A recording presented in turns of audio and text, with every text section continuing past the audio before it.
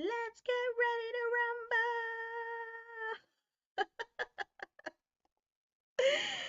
rumble. Good afternoon, people on Earth. You guys have to excuse me. You guys know I'm wild like this, so just go with the flow. Go with the flow. How are we gonna start our segment today? Welcome to you, to me, to us, to wherever it is that you are around this beautiful world. Welcome to the weekly post check with Dr. Dale Laing-Hall. And the quote goes, authenticity is the daily practice of letting go of who we think we're supposed to be and embracing who we are. That's by Brene Brown. I'll say that again for the people in the back. Authenticity is the daily practice of letting go who we think we're supposed to be and embracing who we are. And that's by Brene Brown. And with that, we're going to kick off our segment. So, for those that don't know, Dr. Dale Laing-Hall here, over 15 years of human resources experience. And after working in human resources, working with executives, working with leaders, working with all of the people and the human beings, I've decided, with training and coaching and mentoring and policies and all of those things, I've decided that I wanted to go back to school to complete my doctorate in business administration, and where I focus my research on emotional intelligence. What is emotional intelligence? I would send you to look up the definition, but I'm not going to do that to you guys today. I usually say that's your homework, but today since I did my doctorate, I keep on shortening this version, the definition. So, the textbook definition is the ability to be able to use, manage, understand your own emotions and the emotions of the people around you, right? Then now the definition is emotionally savvy. Just be a little bit more intelligent with how you're showing up. So a lot of self-control comes into play, right? So today, because I've been in HR, because HR is in my bones for years, I have to talk about what's going on in the world of work, right? And that's what I did my research on, emotional intelligence in the workplace. And today we're talking about, do you code switch? If you stop and ask the question, what is code switching? Then you are in the right place. And with that, I am going to add the beautiful Farrah Rita. I call her Farrah Rita. You guys do not get to call her Farrah Rita, okay? You do not get to do it. That's my name for her. Her name is Farrah Lalane, and she is going to join me. We're going to have a great conversation today. Farrah, welcome to Weekly Pulse Check with Dr. Dale. Thank you for being here. You want to kind of give them a minor Thank you. intro to who you are or more? We got about 45 minutes or so let's do it. Dr. Dale, thank you so much for having me today. Yes, my name is Farrah Lane. And first of all, I can hear an echo, just so that you know. So you might want to mute Okay. yourself. Okay, I let me know. Okay. Thank you. All right. If you guys can hear me, yes. So my name is Farrah Lane. I work in HR. I do employee experience. I'm an employee experience consultant. And then I also own my own business called She Makes No Excuses, where I specialize in creating resources and tools to help women like you become a better version of yourself. I have written, let me show you guys, I have a planner that has truly helped me to transform my life. This is my She Makes No Excuses planner, a planner to manifest your dream life. So, if you are interested, you can go on my website, shemakesnoexcuses.com, and it is on sale. So you can get yours, so you can start, so you can stop making those excuses and get to the next level of your life, the life that God desired for you to have for yourself. So 100%. Farrah, you better tell them. You better tell them they need. Farah is where. Farah, where did we meet? We met in Jushi. We met at a previous organization that we worked together, and I just met. Farah's one of those people, right? Farah, I'm gonna kind of shed some love on you right quick. I'm gonna shed some love in my mini experience with you, just a synopsis because you can't give them everything. You know, they're gonna have to reach out to you for more. Farah, yeah. when she started working at the company where I was at, one of those, sometimes in life you meet people and you wonder how, where did they come from, how do they be, how do they show up. And Farah is one of those beautiful souls inside and out, not only personally from a human being, like she's a nice human being, but from a professional standpoint, where, on point with every single thing, all of the requests, who she was, how she showed up, her work ethic, all of it. And what kind of gravitated me to Farah was that I loved how her energy. And I thought that nobody could beat my energy, but I she matched it or she beat it. Is one of those. And I was like, when I saw her for the first time, I was like, she's like, first I was like, but then after I was like, mm. I ain't gonna lie, Farah. What do you think about? I think I mentioned something like that to you. I'm a lot. I'm a lot. I am. I am who I am. I love people. I'm a ball of energy. And, it's like in a world of all the things that we're going through, like you need those positive vibes, those people that, I'm an extrovert, you know what I mean? So it's like I put that energy out there and I try to attract that. I'm all about the law of attraction, right? What I put out is what I will receive back. So if I come out into this world all disgruntled or whatnot, that's what I'm going to attract. And that's not what we do. That No, that's not what we do at all. So to the conversation. So Farah brought up this topic. So last month, before I get started, last month we did a women's, because it was Women's Month, right? Roundtable with 7 amazing women, and Farah was one of them.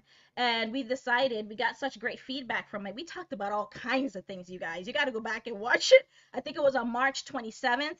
Is on my social media, all of my social media. So, and we talked about for an hour on different topics in the workplace, empowering women, mentorship, just, feeling alone as a leader as you're growing in your career. Like we talked about a whole slew of stuff. So if you're interested in that, I point you to that direction, especially if you're just starting in HR or you're just starting your career, you're not sure, you feel alone. I'm telling you, don't feel alone. Don't be alone. Don't feel like you are alone in this, because what you're thinking and what you're feeling is exactly what all of the women around you are thinking and feeling in one way, shape, or form. It's just from their personal background and their personal experiences, right? So we decided to do this woman roundtable ordeal every month, the last Wednesday of every month, because I'm here every Wednesday talking about all things EQ, which is emotional intelligence, and HR. So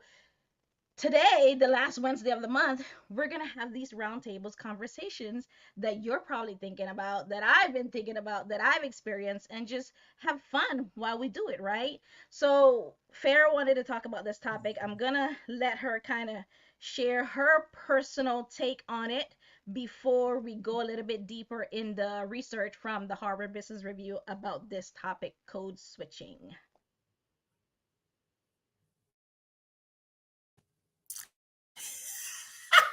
This is something that it's so funny that in 2024, a lot of people are still like, well, what is that? And it's so like alarming to me. Like, I'm like, I love that for you that you don't know it. So you probably don't have any experience with it and you don't have to do it. Right. But in my world, I have to code switch every day of my life. Like, you know what I mean? Maybe not on the weekends, but for me, because I truly care how I as a professional is perceived in the workplace. So I do have to show up different. I am a Black woman, right? I'm an educated Black woman. I have an MBA as well. But I, since I was a little girl, have very, very, very high dreams for myself. I do not put a ceiling over my head like that. Like we're going to the moon, because why not, right? And so knowing that I have all these high goals and aspirations, I have to always show up in a way that I can make people feel comfortable, right? Because if a person doesn't feel comfortable with you, then it's kind of like you're almost shunned away, like the movie Mean Girls. You can't sit with us, right? I mean, I've gone through a lot in the workplace in the past. I won't mention but the name of the company, but years and years ago, I worked for a company, and a lot of the companies that I have worked with, I've typically been one of the only Black women sitting at the table. And that can be a little intimidating, especially when you're young, when you're just starting out in your career. You don't really know. And sometimes people can be a little bit demeaning, right? So I had to learn very early on about code switching. Like, how can I make these people like me? How can I make them understand me so that I can grow? So So I'm gonna turn it Farrah, back over to you so that we can talk about. yeah, let me take it back a little bit, just a little bit, because I'm getting yeah. I love it. I love this conversation. This is, I mean, we gotta go. This Right. is a tight rope. We're walking a tight rope. We're walking a tight rope, right? Because it's a sensitive Yes. conversation, sensitive subject, right? And people usually tend to kind of stay away Very from much. these things. But you know whom you and I are. We gotta go. We go full force. We go full Yeah. force. I mean, yeah. So first things first, kind of like bring it back a little bit. Because Farrah said a whole lot, and it's probably for those that don't know what it is. What is code switching? Is broadly on the high surface is involved changing one's speech, appearance, behavior, expression in ways that will kind of help you be seen in a better way to Hmm. others around you, right? Exchanging for fair treatment, fair quality service, employment opportunities. It's pretty much making sure that how am I going to break this down? The kind of behavior adjustment is usually referred to as code switching, has been long been a strategy for mainly Black people or minorities. Straight up, that's what it is. Okay. Yeah. Which has The long been a strategy. marginalized That's a community. strategy for Hmm. us. It's been a strategy for us. That's what we've been using, right? And what does that mean? Which mean it has been we're able to successfully, people of color, minorities, able to successfully navigate interracial interactions, right? Which has long implications for their well being, whether or not they're going to grow in a position.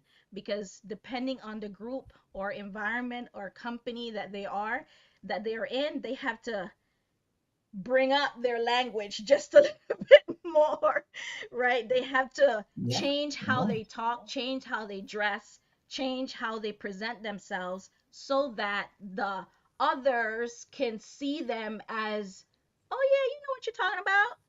Yeah, I'm so surprised. You can talk so well. You want to Yeah. jump in there? Yeah. I'm code switching right now. I mean, hey, like the Farah that you're going to get from your 9 to 5 is not the Farah that you're going to get on the weekend. Like when I'm with my family, when I'm with my friends, like when I'm in my most comfortable state, it's a different Farah, right?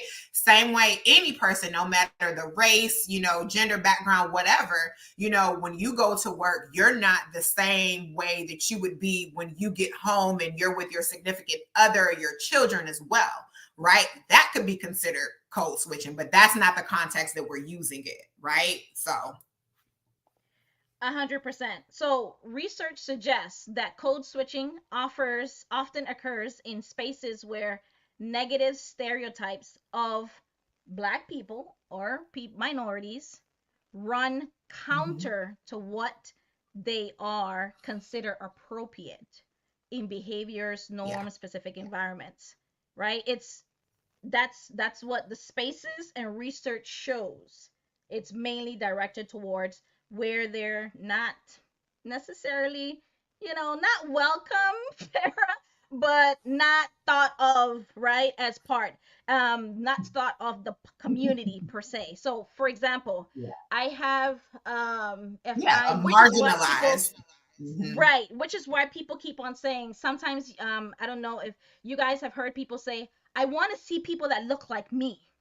That's what that means. When people see others that look like them, whether it be of color, background, Hispanic, whatever, all different kind of backgrounds. If they people see people that look like them, not only at the bottom, not only at the front line, right? Not only middle management, but in executive Yeah. roles, then they're like, oh, yes, I feel like I can be myself a little bit more because oh they like they take people like me. I feel included, right? Which is different from diversity, right? I feel included. That's a part of being included, and then it transcends into the culture. What do you think, Farah? Yeah, I agree. I mean, I've spoken to a lot of minority executives about this same very topic. And I'm like, because I'm always so curious, like, wow, how did you get here? Like what trials and tribulations did you have to overcome? What barriers did you have to break down? What stories did you have to stop telling yourself? You know what I mean? So that you could show up and produce and execute to get to that level. Like how did you make the more popular community, feel comfortable with what you could bring to the table, right? And this is why like I'm really big on employee resource groups. Like I've started a few, during my professional tenure. And some people they refer to it as affinity groups, but it's like-minded people, or like it could be, like you may have like some groups for African American employees, or there may be groups for Hispanic American employees, or whatever that may look like, But I feel like that's your time to come together with people that do look like you, that have most likely experienced some of the adversities that you have experienced, right? And you get to kind of show up a little bit more as your authentic self.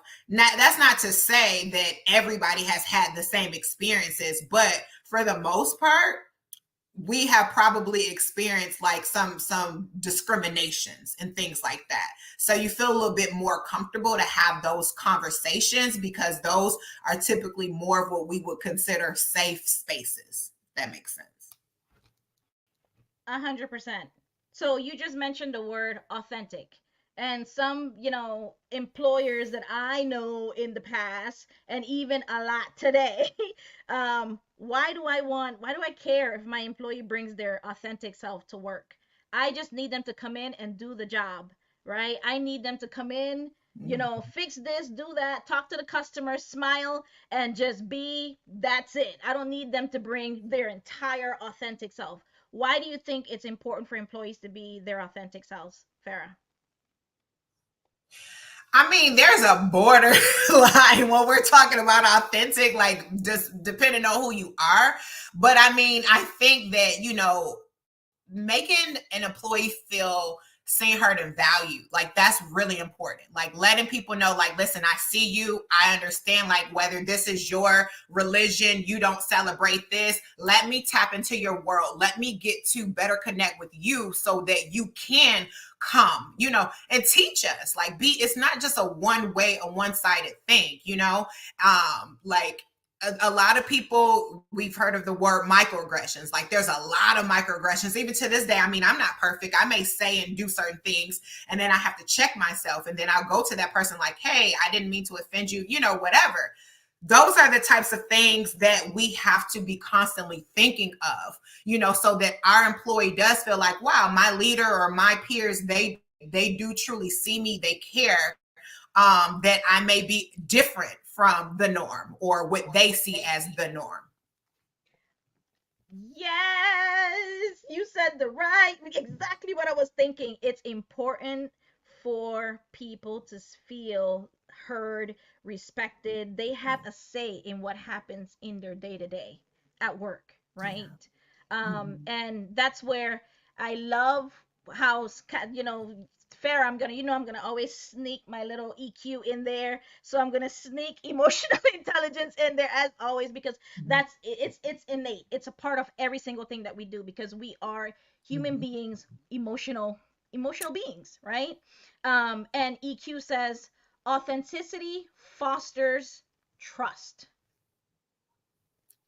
Facts. Trust your leaders, trust your colleagues. When people know they can rely on you to be genuine, it strengthens the relationship. They can rely on you to show up and do your Mhm. part of that project. They can trust you. They're building that trust. But if you're not a reliable person and you're not being true to yourself, no, I'm not gonna show them my entire, give them all of what I can do, because then I it's important for people to feel like they can be themselves Yeah. in a professional environment, right? So trust is a part of that. Mm. Another one is promoting innovation. Mm. Authenticity encourages open dialogues, right? Yeah. Diverse perspectives, not only one kind of person with one kind of thought. You get a lot of people from a lot of different backgrounds, a lot of different perspectives, a lot of different cultures. And what happens? It creates a beautiful dance, right? A dance where people can Yes. jump up and Yes. down, because we like to dance. So jump up and down, we do our little salsa, we do some jazz, we do a little bit of everything, right? And the dance looks so much more Right. beautiful because there's so much more into it, right? There's so much more different perspectives. And then lastly, and there's so much more benefits, right? Facilitating communication. Authentic communication reduces misunderstanding. Like if Farah, Mhm. if Farah didn't tell me that, hey, this is, you said something that made me feel a certain way. If she doesn't communicate that to me, what do you think Farah is going to continue to Mhm. do? Probably do it again. Right, Farah?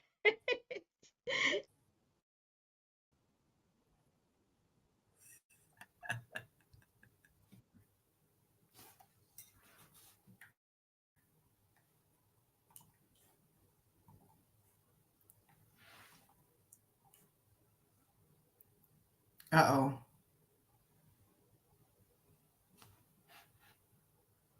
Dale, I can't hear you. Oh, Yeah, it sometimes like people the think about, sound. sorry. Okay. Okay. So thank you, Farah. I can hear Sometimes you so now. people think about that, oh, the feedback. The feedback is not only feedback of what leadership tells the employees, but is what the employees are telling the leaders.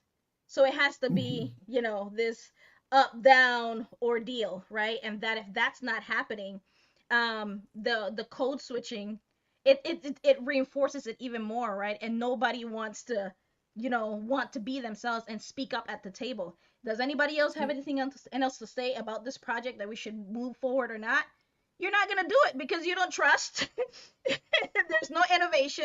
You're not gonna welcome my food of thought. So what happens? I'm just gonna sit there, come and collect my check, and then I'm gonna leave and call it a day. What do you think about that, Exactly. Farah? Yeah, that's how you get what we call a disengaged employee, right? Those are the people, they don't want to go to any events. They're like, listen, my office hours are such, and that's just what it is, right? Especially if you have a leader that does not promote innovation, or, hey, I want to hear your thoughts and things like. Just imagine, like, if you guys are working on a product, a product launch, right? You have people sitting at the table from all different ethnicities, backgrounds, cultures. You're bringing all these different experiences to the table, because at the end of the day, you're creating these for who? For customers and clients who are all different ethnicities, background. You get what I'm saying? So when you have like so many different people sitting at the table and you are promoting that innovation, like give me, like let's make this happen. That's when you get chance to just have something that's completely mind-blowing, right? When we do research on like, so again, for context, I work in employee experience and we rely heavily on the data, right? We just came off of doing our employee experience survey. You know, we have almost 4,000 people at our organization. And what we do is we take all those results and we break them down. We look at, okay, what are the bottom scoring responses, and we put an action plan together, right? Because these are our areas of opportunity. How can we make these things better, right? Another thing, when you were talking about feedback, I wanted to touch on that. We just did, we're doing like a series of workshops called Closing the Feedback Loop, right? And that goes back to like the whole surveys. Like if we're asking people, hey, how do you feel about this? Okay, employees are being vulnerable enough to tell you that, but what are you going to do about that information? How are you going to implement that, right? So for me, the way I work, if I tell you something, I'm telling you this because I'm trying to build that trust with you. You're going to break trust if you do not follow back up with me. You know what I mean? If you're not implementing some of the suggestions, now, of course, you cannot implement everything. You got to look at the business needs. It may be, you know, a budget or whatever that may look like, but at least come back and close that loop and tell me, hey, Farah, I appreciate you for showing up and being vulnerable and telling me these things. This is what I have done thus far, X, Y, and Z. Or, you know what? I love this, but right now is just not the right time. That means, like, you know, wow, you really went out of your way to do research and go gather, you know, these answers. Whether you could make it happen now, you've built trust. You've instilled that I can come to you and you're gonna put some actions behind it. Farah, you said, Farah, yes, I can't tell you, and that's exactly what I did when I did my data collection for my research on emotional intelligence. That was one of the reasons administrators, because I did it mainly on nursing homes, right? And that was one of the main reasons why nursing administrators, director of nurses, leaders, peers, managers, the feedback from the employees was, the managers that was implementing emotional intelligence in some way, shape, or form, they said they Mhm. people, we need to do the survey and get back to people. And that's one of the main takeaways from my research. I said to that I put out there in my ebook, don't do a survey. We're tired of doing survey if you're not going to follow up with what the survey results are. Don't do it. Like Absolutely. Farah, like Yeah. what who knows? They Yeah. did it 2 years ago, or every year they do it because of compliance, or so they can match some whatever they need to match. But at the end of the day, employees want to know, what are you going to do with the feedback that they gave you? So what happens? After time, over That's time, right. they're going to continue to what? They're going to lie or not do the survey, or you're not going to get the data that you need to make the key changes in your organization, right? Not only Absolutely. the organization as a whole, but the department, right, Farah? That's absolutely right. And that's the thing, like that's why like I'm so happy that I work for such an amazing organization, because not only do we close the feedback loop, but we also publish the comments. Like I've never been at an organization that publishes the comments so that it is available to all employees to read. Like, hey, you're not the only one that feels this way. I'm feeling like this too.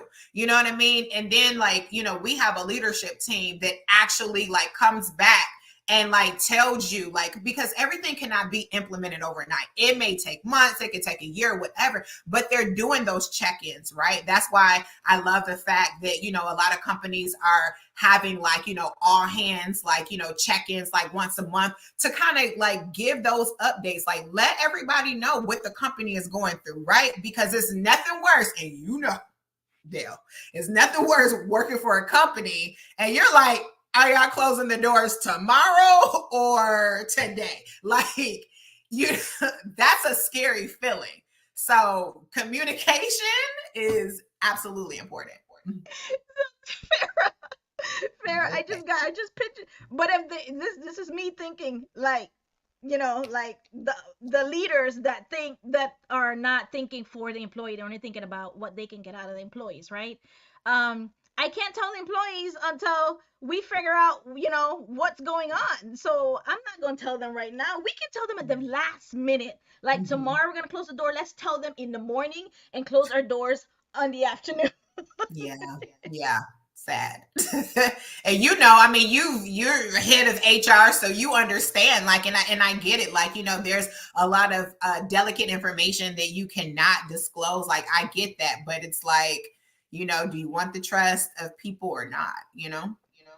And not only that, what happens is that you leave a bad taste in somebody's mouth. The situation is already bad, right? Yeah. It's already not so great, right? Because that person is losing a whole income that they have to go and look for another job, right? Because they entrusted you to lead their professional life career, right? So Right. they put that into you, and now you're not going to tell them until the very last minute. You've seen the social the news where businesses don't tell, what company was it that closed down, I mean, let go so many employees, and didn't they sent them a text, or they sent them an what did they do? They did it on a Zoom or something like that. And they Yeah. told them right then and there, like, that was not cool at Yeah. all. At Yeah. all, right? So there was no personal, you didn't put no thought into that human being. Forget about the Yeah. fact that they're your employees. The human being side of things, Right. right? And we're going more and more towards that. So, looking at this Harvard Business Review, right, it says that workplace research suggests that code switching can generate both positive and negative outcomes for Black employees, for people of color, Hmm. right? Hmm. And some of the positives, I would say, or they identified three main reasons why people code switch. And the three main reasons is that it said, for Black people and other racial minorities, downplaying membership in stigmatized racial groups help increase perceptions of social professionalism and the likelihood of being hired. So that's one positive. Second one, why people will do it, right? Why people code switch. You're like, Hmm. why would people do? You're looking at, why would they want to do that? Just be yourself. No, no, no. We need to. No, no, no. It may be like that for you, and God bless you. If you like it, I love it. Great, right? Right. But that's not how it Love is that for the person. rest of us. How it was for the rest of us. How it is for the rest of us, and continues to be. Number two, avoiding negative stereotypes Hmm. associated with Black racial identity, for example, incompetence or laziness, and Hmm. the likelihood of being and helps Black employees be seen as leaders, right? So wanting to go above and beyond, right? So that way you're not seen as, these Black people are lazy. Yeah. Hmm. And the third one is expressing shared interests with members of dominant groups. So, promote similarity and Hmm. powerful organizational members, which raises the chance of promotions because individuals tend to gravitate to people that are like them, similar to them. You know? Hmm. Any thoughts around that, Farah? Yeah, so that goes back to what I say about microaggressions. And let me ask you, right? Have you ever done a presentation and afterwards someone comes to you and say like, "Oh my gosh, you're so articulate."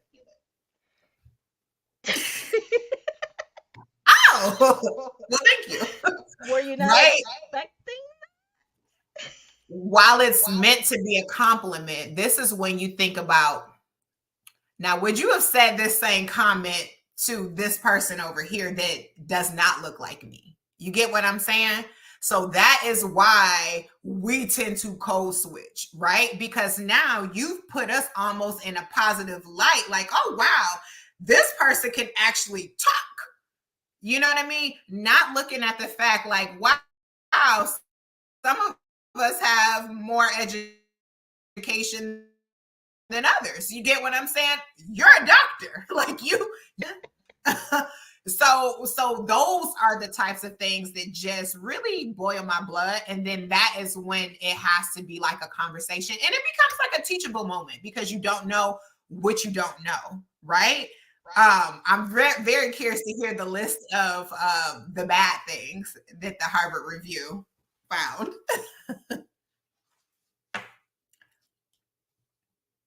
Uh-oh, we can't hear you. Oh, they only did like three things. So I did want to acknowledge Miss G. She says people need to feel secure in their employer-employee relationship, 100%, right? Mhm. Consistent communication solves that, right?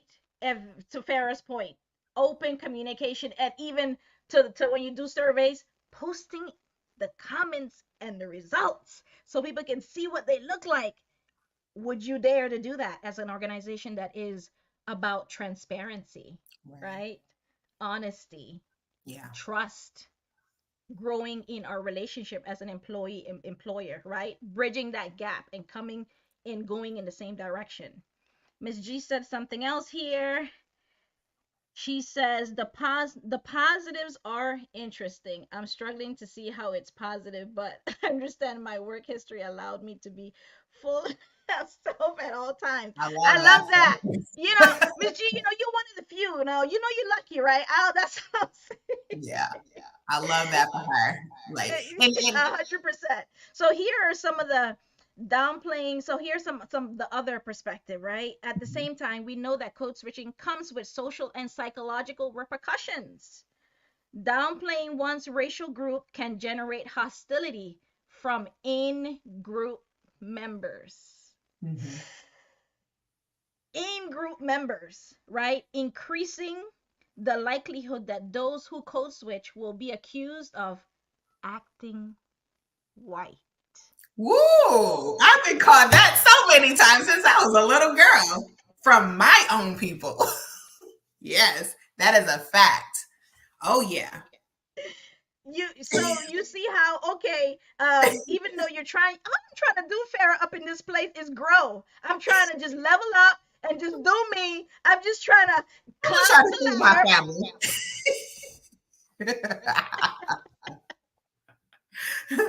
Let me say something about that.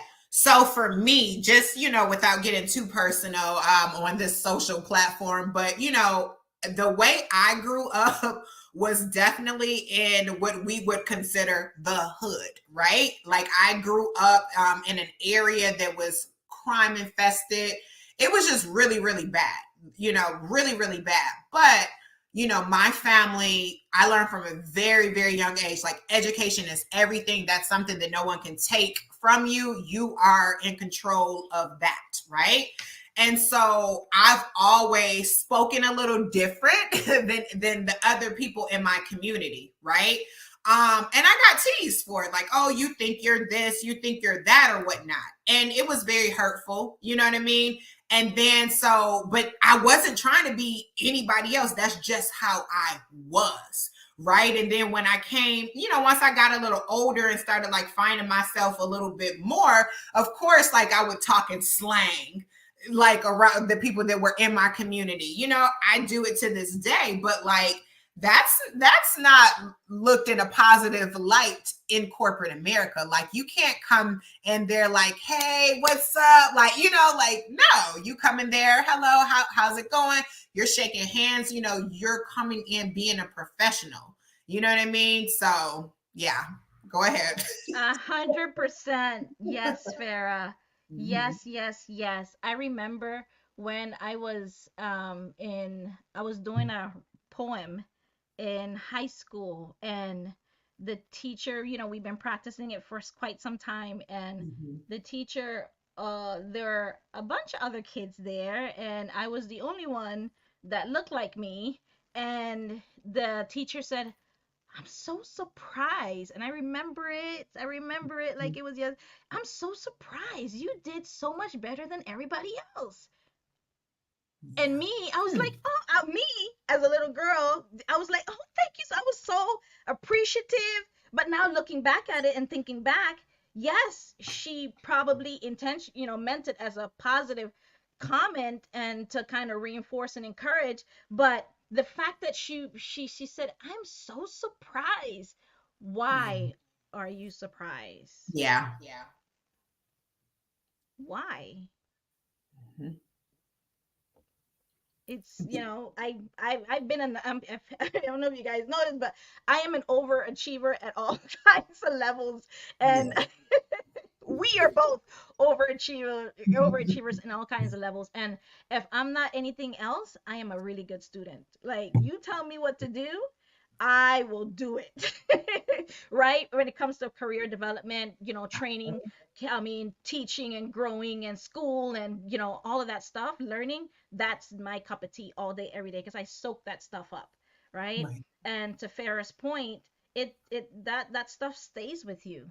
Yeah. Look at me. I'm almost 50. I'm gonna say I'm almost 50, Farrah. Stop it.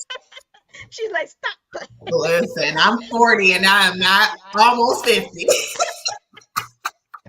And I remember that. So, to teachers out there listening, be careful what you say, Oh, to mothers, to parents, to leaders, to bosses, managers, to friends, family members. Be careful what you say to people, because it can take away from them, yeah. or it can add. And you always want to be somebody that adds value, helps somebody, inspire somebody, encourage somebody, not tear them down, because it stays with them. It really does. Yeah. And it's important. It's very important. It's so true. Teachers, leaders, all of that, right? You have to be very cognizant of, and this goes back to the emotional intelligence, right? Or even if we're talking about like the Myers-Briggs type indicator, like you cannot teach or coach everybody the same. We're different. You have to meet people where they are and go from there, right? Like they say, you can say anything or you can say the same thing, but sometimes you have to say it in different ways Ways. for it to land. Because who's just talking to be talking? Like, you know what I mean? If you're coaching, if you are in a role for a reason, like you are supposed to be managing that person and you should want them to grow, right? So you have to, like, if a person is a words of affirmation person, right? I'm a words of affirmation person, right? That is my appreciation, love language, all of that.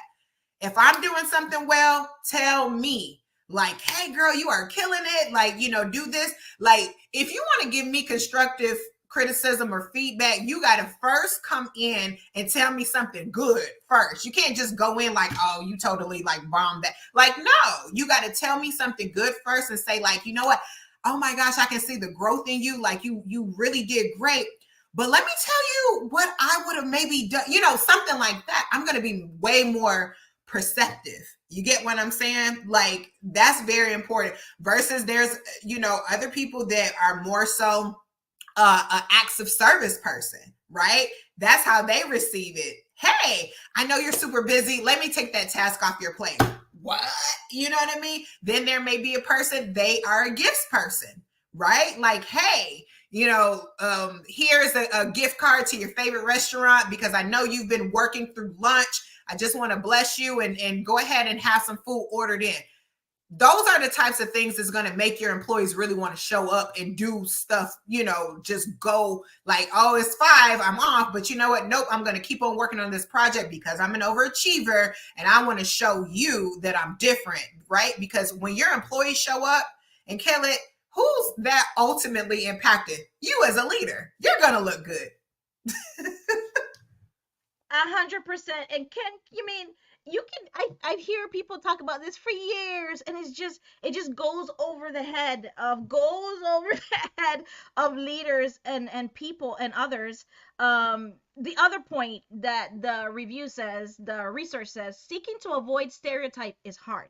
It's hard work, and it can deplete cognitive resources and hinder performance. 100%. Right? Ooh. So it reduces self expression authentic self-expression and contributes to burnout. Yeah. So imagine all of the stuff that happened when COVID happened. Like all of this stuff, people of color have all of this baggage that they have to, and the defenses that they have to always have on the armor, because they don't know where the hit, the strike is gonna Yeah. come from. It's They coming, don't but know where it's Mhm. so we tie we're tired of holding up and pretending to be something that we're not, and then not, and then when we finally arrive or we're there, you're still not holding the spaces and the Yeah. places for us to be that better version of ourselves, right? So burnout, if you're worried about, why, man, I don't want my employees to burn out, well, this is part of the reason, this is one of the reasons right here that Yeah. contributes to it. We are creating, as leaders, creating our own messes, right? You are creating your own mess. Yeah. So help your employees, go and do the surveys, do the research, see what they need, address them, look them in the eye, let them know you're working on these things, let them know where it's at, what's going on, tell them you're doing your best, give them exactly what it is, right, and Mhm. how their job contributes to the company success. The more you do that, communication, transparency, openness, the more they're going to respect you and trust you. When I Yeah. was doing a research at one of my recent organizations that I worked at, the when I was doing the survey, and I reached out to this employee, something happened, I don't remember, and reached out to the employee and I asked her, why wouldn't you do the survey so we can know your thoughts and we can, make the change. Like, I know that stuff happened prior to me, but I'm here now, I'm ready to address it, I'm with you, here's my number, here's this, here's that. And no matter what I said, Yeah. I could not reassure this girl, because she's been with the company for 20 plus years. Yeah. She's seen things come and go, and she was done. So nothing that I said could bring her back to the table where she was more engaging. Yeah. At that time, right? I had to show her over time who I was and slowly build that trust that was taken away for years. And unfortunately, that's why so many organizations struggle. Like sometimes they say, "Oh, people don't leave a company, they leave their boss." That's a real thing. Like that's a real thing. When you think about it, like we're spending like 10 hours a day dedicated to our jobs. Like those that have to go into the office and have to like travel into the office, all of that. Right. And so if you have a leader that's not building you up, they're not trying to promote you, they're not like they are for self, anything that you bring to them, no, no, no. Of course, you're going to like your morals are just gonna, you will just sink into a dark space where you don't feel heard. You definitely don't feel valued. So now you're just coming to work doing bare minimal, you know, nothing more, nothing less. And that's so sad because that person could just have so much inside of value that they can bring to the table. But because, a leader doesn't want to show up and get out of their own selves, you know what I mean? I say it all the time. It's really sad. Ugh. 100% fair, Yeah. Rita. 100%. And think about it, I'm gonna say something, and you're gonna know exactly what I'm talking about when I say. I'm Sip not my gonna, coffee. Sarah. I'm not gonna get us in trouble. Okay, we're on social media. We're live here. I'm So listening. I'm gonna say this to all the managers out there. Me, my recent role, Chief Human Resources Officer, working 15 years in Mhm. HR, Fair and all of her years of HR experience, employee experience. I'm gonna say this sentence, and please take it with I'm saying this with the backing of all of the other HR people in all of the whole wide world. And I'm gonna say this: stop taking credit for your employees' work. Ooh. Don't do it. That's a trigger. Yes. Oh my gosh. That is a trigger right there. Go ahead. I'm listening. Stop doing it. But that was that's another feedback that came back when I did my research on Mhm. emotional intelligence, right, for my dissertation. Yeah, that's Employees real. were tired of being taken advantage of, and then on top of that, the company had like promotions and awards and whatnot, and they got recognized. And then the manager,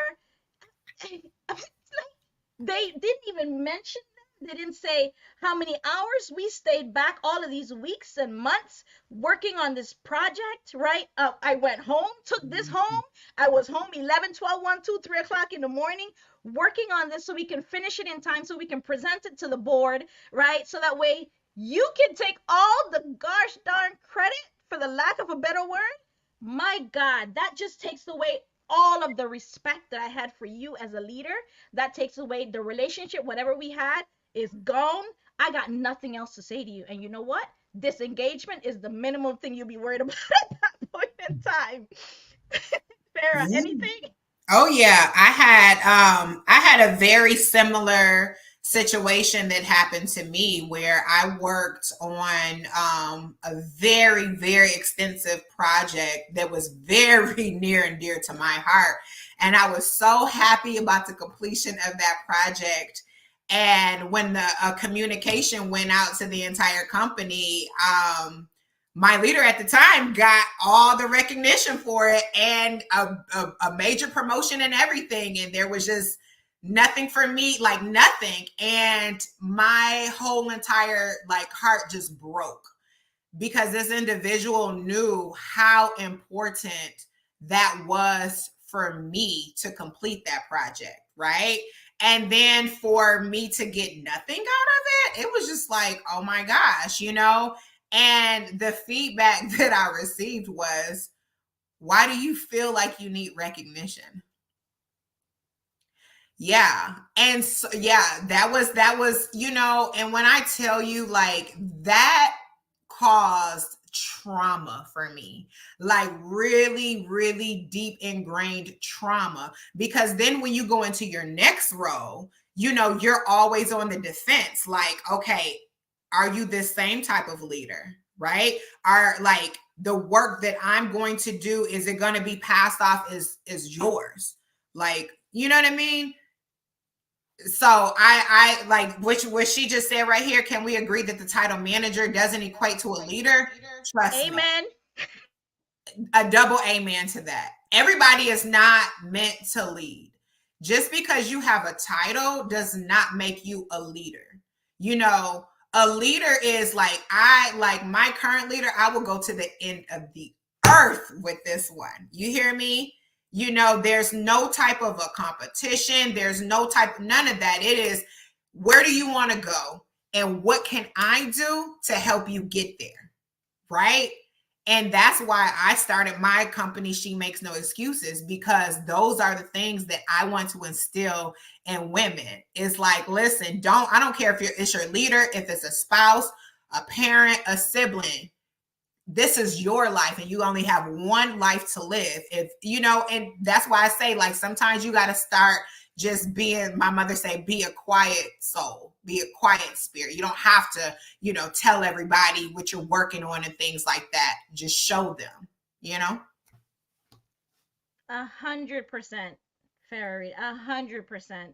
And I'm so glad that your experience now is a better one, right? Because now you know, no, that's not what I want. Yeah, Oh, I want this. And what happens? You learn from it, and now you are able to become an even better leader because of these two experiences, right? That you absolutely. had.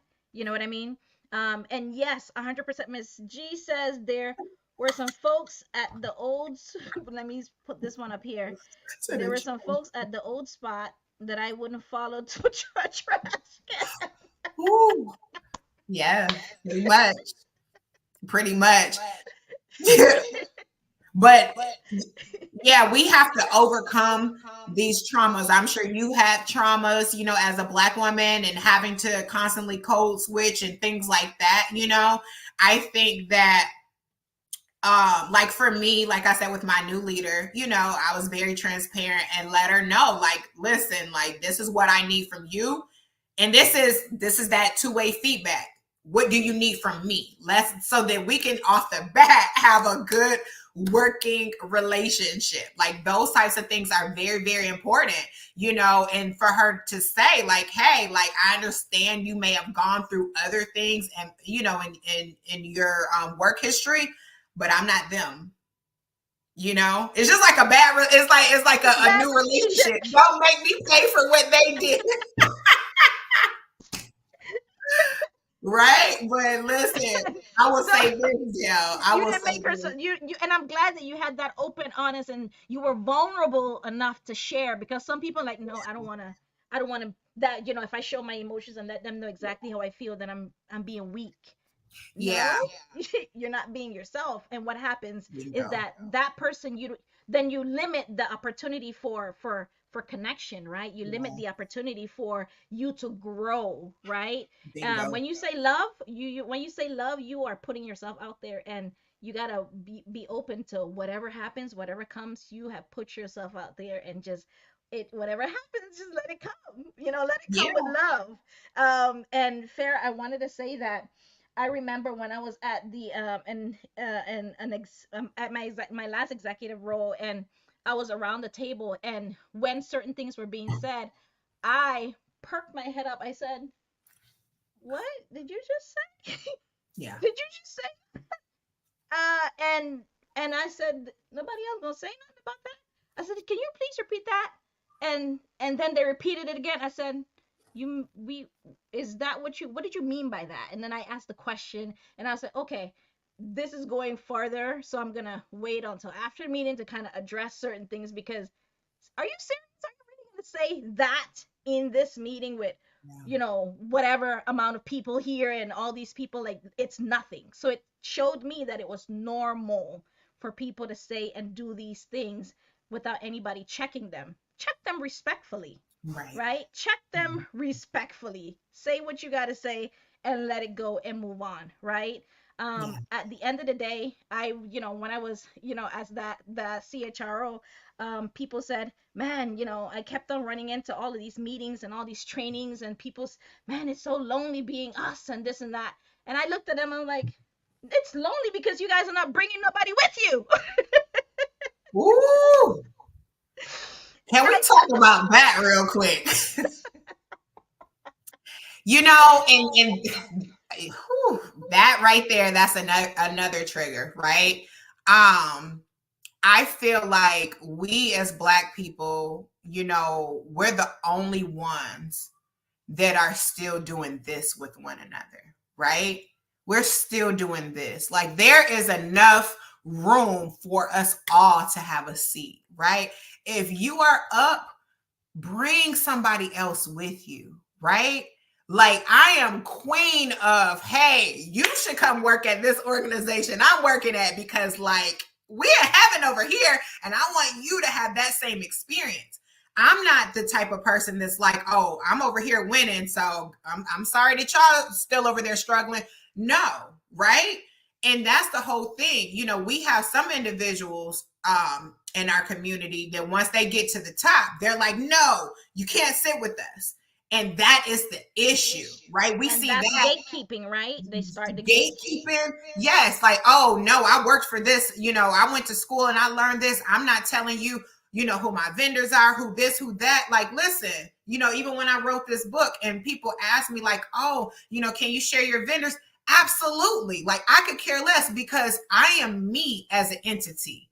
I create my own value. I'm never in competition with you. You know what I mean? How many restaurants are next door? How many banks are next door? How many loaf of breads? Like, it is enough room for us all. So why do we have to be in competition? Especially Black women. Oh, like, come on, We just like touch all of the nerves. let's have that sisterhood. Like, let's win together. So I love to see when Black women like create this community, and they're like, let's bounce ideas off of each other. I have a monthly women's group, and we meet and we just really talk about our wins. We pull our resources, and we try to figure out like, okay, what goal are you trying to meet this month? put it out there, feel comfortable about sharing that idea, right? And let's see how we can help you get to that, right? Because like everybody knows somebody that knows somebody, or whatever. So yeah, we got to get rid of that gatekeeping 100%.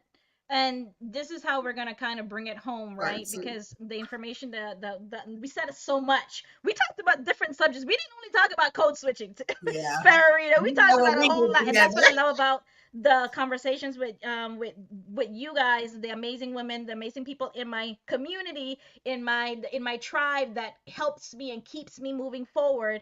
Is that you have so much knowledge, right, and so much experience, right? It's time to send that ladder back the other way, right? And pour into others where others didn't pour into us. Because let me tell you, I was looking when I was trying to get into HR, and it just was, I knocked on so many doors, Yeah. and mainly I knocked on people that looked like me because I thought they understood me, right? Yeah.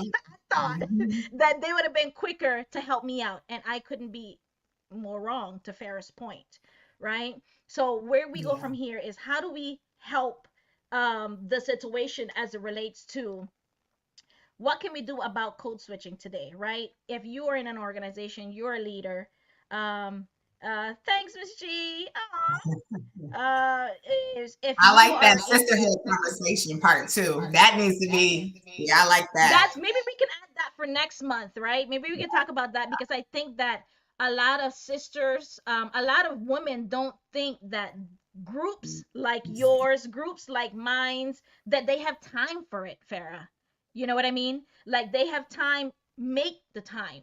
It's important for your self care. It's a part of your self care, putting time out there for yourself, Yeah. right? So for code switching, I'll say evaluate your organization's culture, right? Examine how you can include and make sure that the people that are in your organization are feeling the love per se. Tackle underrepresentation at all levels, for the love of God.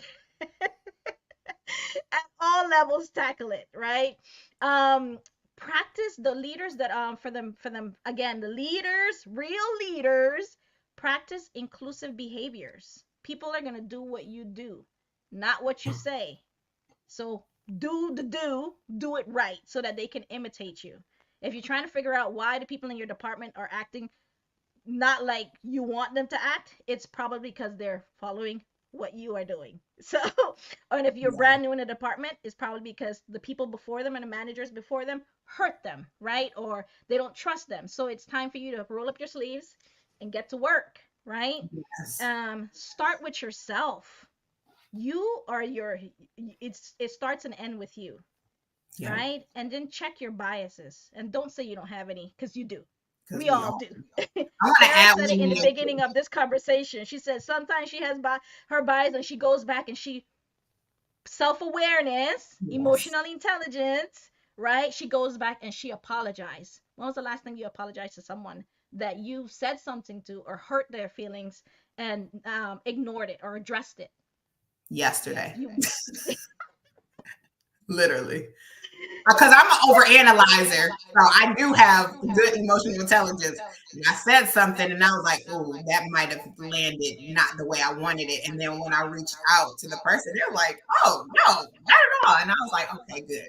So I try to be aware. But one last thing before we end, I want to add to that list. When you are looking for new employment opportunities, don't be afraid to inbox somebody on LinkedIn. Hey, I'm thinking about applying for such and such job. Would you happen to have a few minutes so I could just talk to you? Because culture, is culture in the workplace is very important to me. People reach out to me on LinkedIn all the time. You know what I mean? And I'd be like, sure, I can give you 15 minutes of my time. You know what I mean? And there's been organizations in the past that I'd be like, run. Absolutely not. you know, or but like, and then if it's an organization that I think is great, I'm like, absolutely, like let me see how I can help you, with your resume or whatever, because we want good people. So that's my tip I'd like to leave there. Oh my goodness, Farah, this was amazing. We're gonna do this again in fair in 2 or 3 weeks, the last Wednesday of every month. We're probably going to do it twice a month because based on how the feedback we're getting, that is pretty good. It's amazing. This is workplace roundtable workplace topics, hot topics, because Yes, they're hot. That they're sizzling. And it's definitely. real talk, right? We're not sugarcoating because I'm Farah. How many years of corporate experience do you have? Like I've 20. so 20 plus 16, 17. So you got almost 40 years of experience talking to you right now, right? And you're getting it for free. So use the value, use the person. Farah, how can people reach you if they wanted to like reach out to you, get in touch with Farah and all things Farah? Absolutely. Well, you can definitely reach me on LinkedIn. I mean, I get back to people same day, or you can email me. It is info at she makes no excuses.com. Awesome. So thank you guys for being here. Thank you, Farah, for Thank all of you. your knowledge. We're gonna do this every month. So keep coming back, everyone. We appreciate you. And this has been your weekly pulse check with Dr. Dale and the amazing guest Farah Lalaine. So thank you guys. Have a great rest of your day and know that you are loved no matter what. Bye. Hasta luego.